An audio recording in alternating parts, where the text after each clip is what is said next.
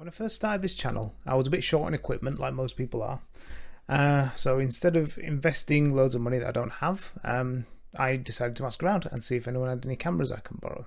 So my cousin kindly volunteered to lend me his GoPro Hero 5, I think it is, as well as his CamPark X15 camera. Now, I fully expected to end up using the GoPro and ignoring the CamPark, but to my surprise, I've ended up falling in love with the CamPark. I just, to be honest, didn't get on with the GoPro for what I needed to do. So, off I went to Amazon to buy my own, which is this very camera you are watching me on now. Oh, here's the intro.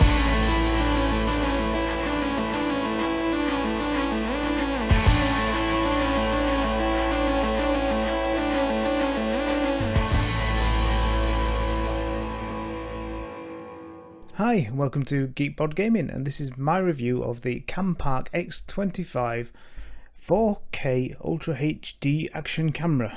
Wow, that's a mouthful.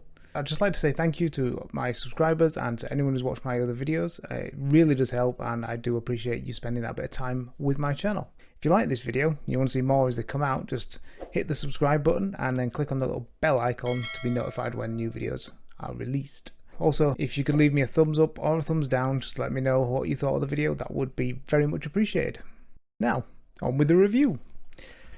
Quick disclaimer, I'm not associated with CamPark in any way, and I've not been paid for doing this video. I just did it because I wanted to get my opinion out. I have to confess, I bought the X25 after I found out the X15, which I borrowed, was no longer available. So I assumed it was a direct upgrade, but unfortunately it's not. The X15 is actually a slightly more advanced model. It's got things like your touchscreen, better anti-vibration or shake compensation, whatever you want to call it, and it can be used as a webcam. That said, I've no regrets with the X25. It's a fantastic little camera, and for the £26 I paid, I got it in sale. It's usually about £30. I think it's a bargain, personally. I'll put links to the CamPark X25 and the X15 in the description below. Rather than running through all the specs in the video, I will list them here, I think, and just go through some of the key features that I've actually used so far. If you don't want to listen to me waffle on, I'll also put links in the description below to the different sections of the video. Ease of use. Using the menus on the camera itself is pretty straightforward. There's only 4 buttons, so it can't be that complicated, and I found getting to the bits that I needed pretty straightforward. There's even a handy table of options for each function in the booklet itself, which I did read, and yes, I know that's strange. Image quality. I know this is never going to win awards over a dedicated DSLR, but in my opinion, I thought the image quality was really good. Videos are nice and sharp, and at 4K I thought they were absolutely stunning.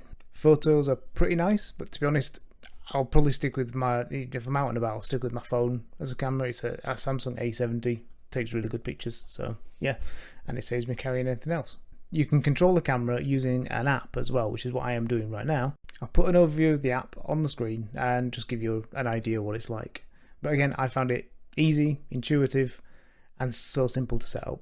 Battery life. Battery life seems pretty good so far. Took it out yesterday in the car for a drive, roughly about an hour, and it went down to about half a battery. I've had to change it once during the recording this morning for the first couple of takes because I simply didn't charge it since then. I will see how it goes. This is early days, but fingers crossed they seem okay.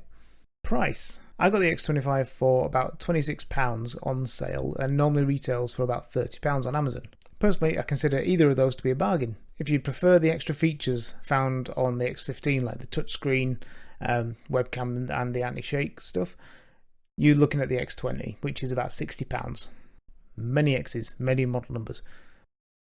Now, there are some things that I didn't like, if I'm perfectly honest. Not really deal breakers for me, but there might be for you, so I'll go through them anyway. It's not a webcam. This isn't a big deal for me, as I already have a webcam, but if you do want to be able to plug it in and record straight onto your computer, you can't do that with this. You'd need a dedicated capture card, which is a lot more money, or to plump for the X20 at £60. Autofocus can be tricky. There's no manual focus, so I found out because I'm filming a model painting video at the moment, and I found out the background did tend to be more in focus than the model I was actually painting. Something I'm going to have to get used to, and maybe change what I've got in the background a bit and get used to that. Shake reduction could be better. I took it out for the drive yesterday. That's the only time I really noticed it. The image is crystal clear still, but you can just notice it shaking. Simple as that. Whereas things like the X15, they've got really good camera shake reduction. Whatever you call it. I can't remember. So again, if that's an option you would need, then maybe plump for the extra £30 and go for the X20. To be fair, those are the only ones I can think of at the moment. And if it continues to be as good as it has been, as good as the one I borrowed was, I can see it staying in my camera bag even if I do end up upgrading to a dedicated DSLR. Right, I'll not waffle on anymore, except to say this is a fantastic camera for the price. If, like me, you can't really afford a DSLR with all the extras at the moment, I highly suggest you go out and at least give this a try, or if you need the extra features, give the X20 a try. It's not a great deal of money, and you can always return it. Simple as that. Okay, I hope you've enjoyed this review and I hope you found it useful. Have you used the CamPark X25 or any similar cameras? If so, have you had different experience to me? Any questions or other feedback, just leave a comment below and it's great to hear from you. I plan on doing more reviews like this of equipment that doesn't break the bank, such as my review of the EagleTech KG010 keyboard. I think it's there. We'll find out. So, I'll be seeing you soon. Till next time, keep on gaming. Oh, just check the battery life and it's still at full bars. Yay! So it lasts quite a while. I'm impressed so far. Right, over and out.